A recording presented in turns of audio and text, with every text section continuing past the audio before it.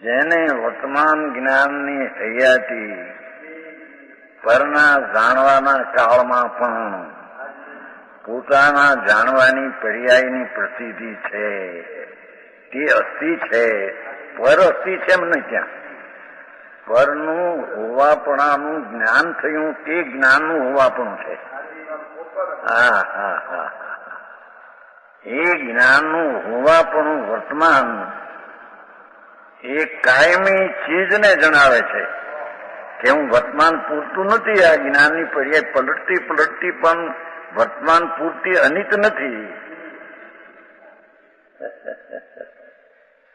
એ નિત્યને બતાવે છે. આ નિત્ય વસ્તુ છે એનો આ અંશ છે.